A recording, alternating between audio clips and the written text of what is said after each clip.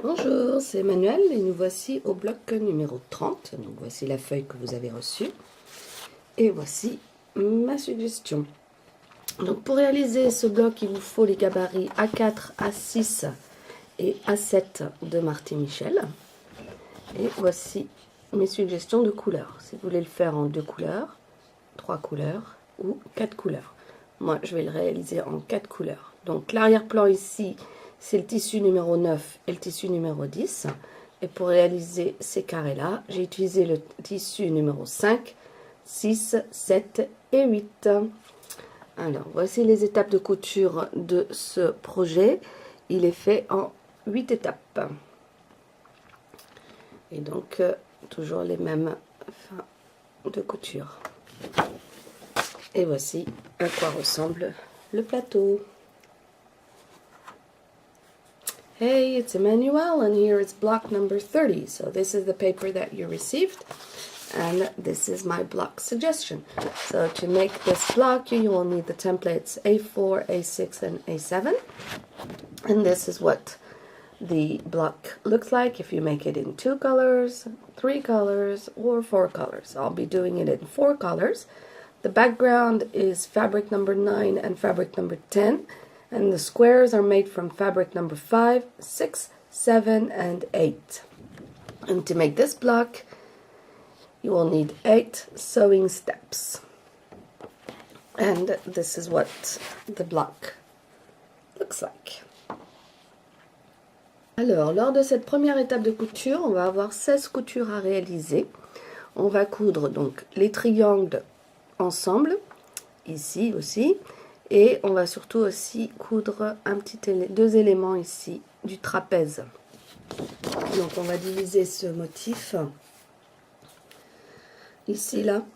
Donc on va coudre les 2 grands triangles, les 2 petits triangles. Et ici, on va coudre ces 2 éléments-là. Et on va faire ici comme un trapèze. On aurait pu très bien coudre ces 2 éléments-là, le coudre à celui-ci. Ensuite, ajouter ce morceau, et puis ensuite, ça nous aurait fait donc un grand triangle et coudre le deuxième grand triangle. Moi, je préfère le faire sous forme de, ça c'est un grand triangle, ici on va obtenir un trapèze, et là on obtient un petit triangle. Okay, so this is the first sewing step. Okay, for this first sewing step, I'm going to be sewing my big triangles, my small triangles, my triangles here to form the squares, and here I'm going to be sewing these 2 elements together. Now, what I'm gonna do is I'm gonna sew these 2 together, these 2, and then these 2 together. We could have sewn these 2 together and then this one to obtain the square, and then sewn a triangle to the square, the other triangle, we would have obtained a big triangle, and then the 2 triangles together. What I prefer to do is to break it down into a big triangle, a trapeze, and a small triangle. Alors, pour la partie trapèze, d'accord, je prends mes 2 pièces, je les superpose l'une sur l'autre, comme ça. Et l'intérêt d'avoir les gabarits, c'est qu'on a plusieurs repères. On va avoir 1, 2, 3, 4, 5 repères. 5 repères pour pouvoir aligner correctement vos pièces. Okay, so the interest of having the templates is that when you pick up your 2 pieces, they're lying like this. You just put one on top of the other. And then thanks to the Marty Michel templates, you have 1, 2, 3, 4, and 5 sides to adjust to make your piece perfectly fit, and then goes through the machine. Donc voilà, j'ai cousu toutes mes pièces les unes à la suite des autres, donc ça me fait comme une petite guirlande. Maintenant, je vais les détacher. Et ici, par exemple, le grand triangle, je sais que j'ouvre mes coutures. Donc, je vais ouvrir la couture. Donc, j'obtiens ça. Et ça, je le replace au bon endroit sur mon plateau. D'où l'intérêt d'avoir vos plateaux avec toutes les pièces dessus, mais aussi l'intérêt d'avoir votre fiche pour bien repérer comment sont positionnées vos pièces pour gagner du temps. So this is my little sewing strip, all-in-one sewing strip. Now I'm going to cut my pieces apart, and I'm going to open, for example for this one, I'm going to open the seam and then place it back on my board. Now, the interest of having a board is that you can put all your pieces on it. And also, the interest of the board is that you need, don't forget, your piece of paper so that you know where all your pieces go back and not make any mistakes. Alors voilà, toutes mes pièces sont revenues sur mon plateau. Je vais donner un petit cours de repassage pour aplatir mes coutures. Et toutes mes pièces ont des coutures ouvertes, d'accord?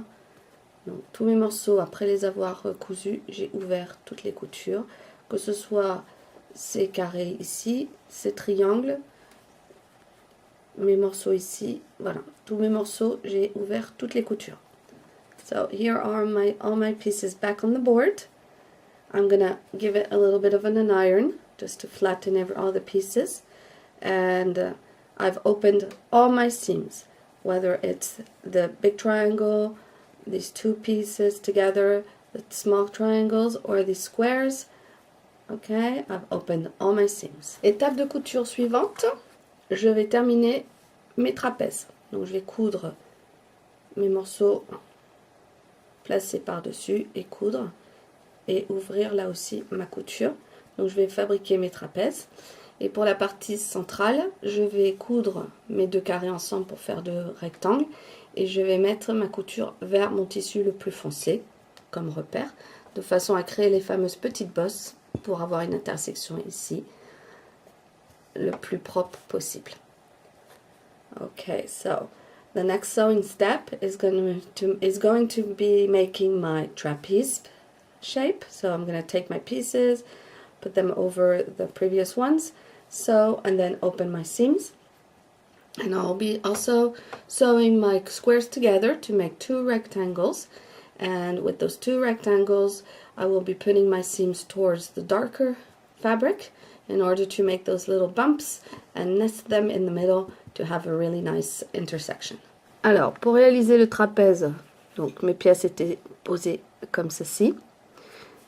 Je viens retourner mon morceau et toujours grâce au gabarit, là vous allez avoir 1, 2, 3 et 4 petits repères pour pouvoir bien placer votre pièce.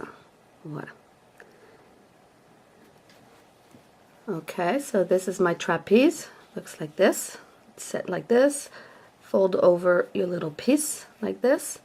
And thanks to the templates, you have 1, 2, 3, 4 sides to adjust that you can adjust to make sure that your piece is perfectly fit.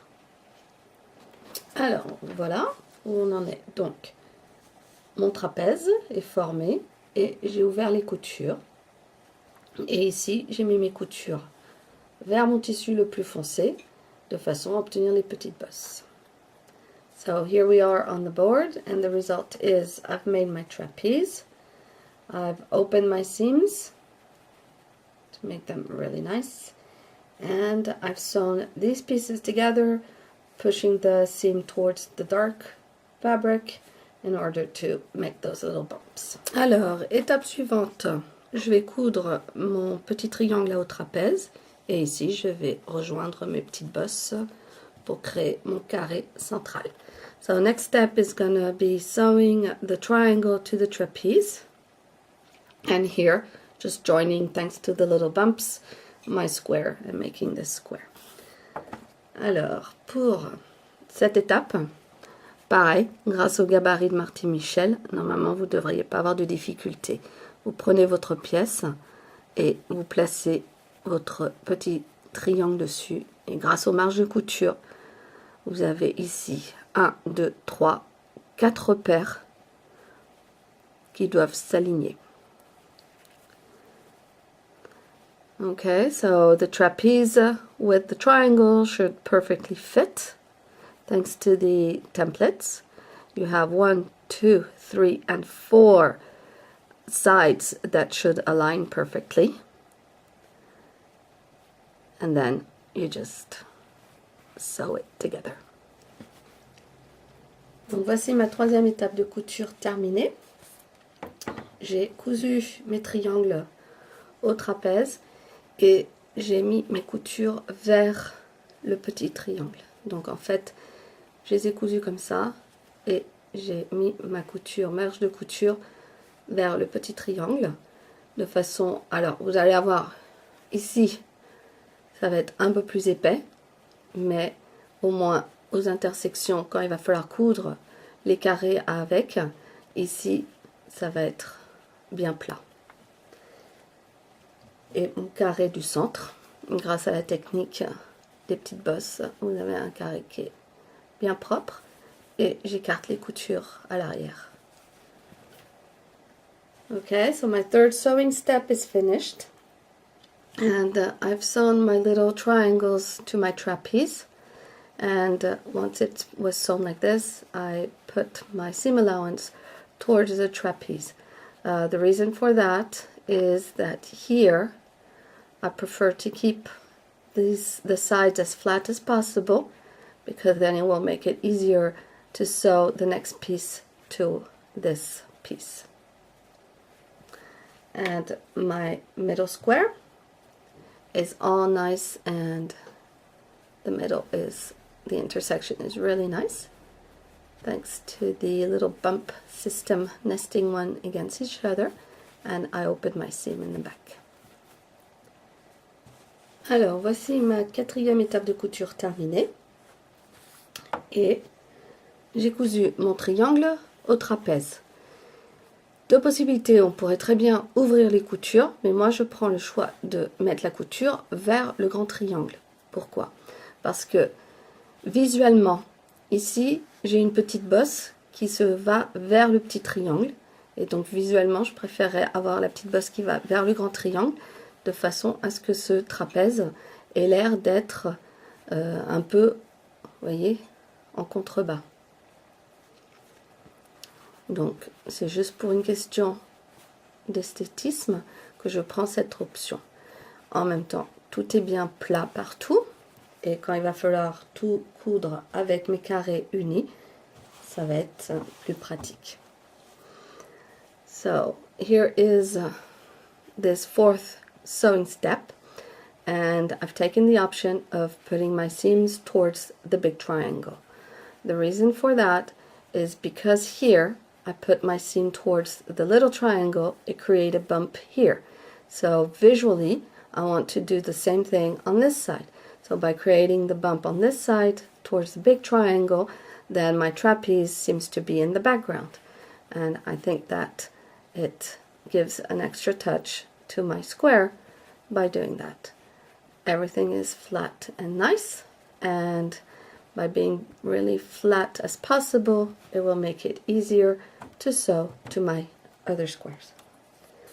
Donc dernière étape, comme toujours, on fabrique le carré. So last step as usual to make this block. Et voilà, le bloc numéro 30 est terminé. Et voici le dos. So here we go, block number 30 is finished. The back side.